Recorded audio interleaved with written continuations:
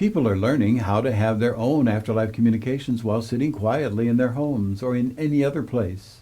They just close their eyes and the communications begin.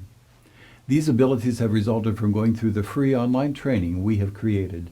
A link is below in the description. In this video, you will hear a woman's account of meeting her daughter, who was miscarried before she was born.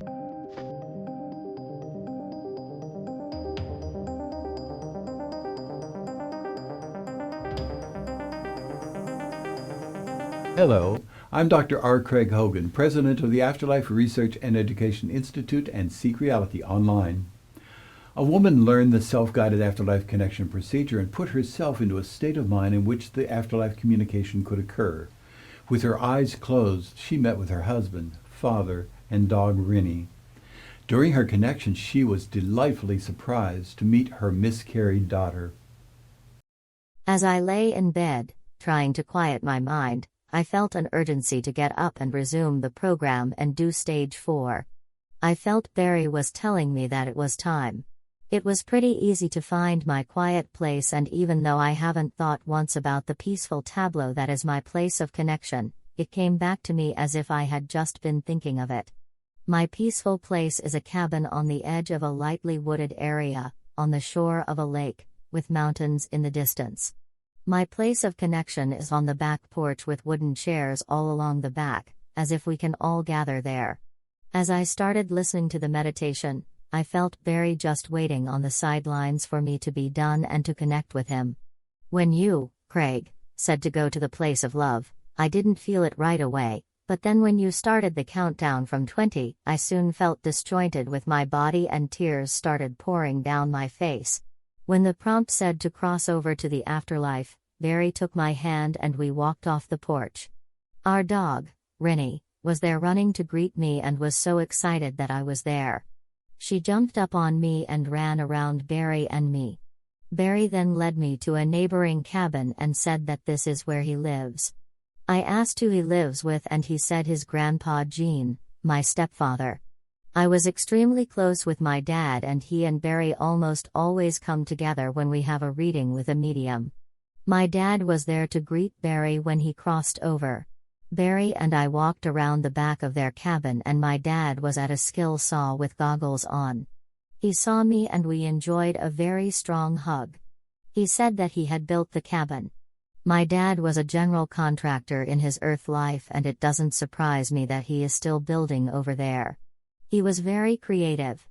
I asked what he was building now and he showed me a sort of picture frame and another finished one on the inside of the cabin. The picture frame held a collage of pictures of our family. He said that just as we have pictures here to glance at lovingly, they like to have pictures there. It is as if we are with them. We left my dad and walked along the shore of the lake. I asked Barry to show me around and we walked into the lake and swam down.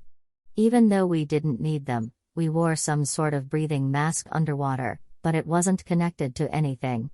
I think this was to make me not anxious about being under the water. Also, we scuba dived as a family and that was a good memory. We surfaced in a cave grotto and sat on the side, then lay back with our feet in the water. Above us, the sky was exposed and we saw stars and earth. I had so many questions for Barry and was asking him question after question. I had a miscarriage between my 2 children and I have begun to question and think about this soul we never met. I was 3 months along when I found out the baby had died, so it was a later miscarriage and I had to have a D&C. At the time, I was sad and even gave the baby a name of sorts. I didn't tell anyone, and have felt guilty lately that I don't remember the name. It has been over 21 years and when we got pregnant with our daughter, I didn't really think about the miscarriage anymore. I have now started thinking about this baby and have wanted to connect.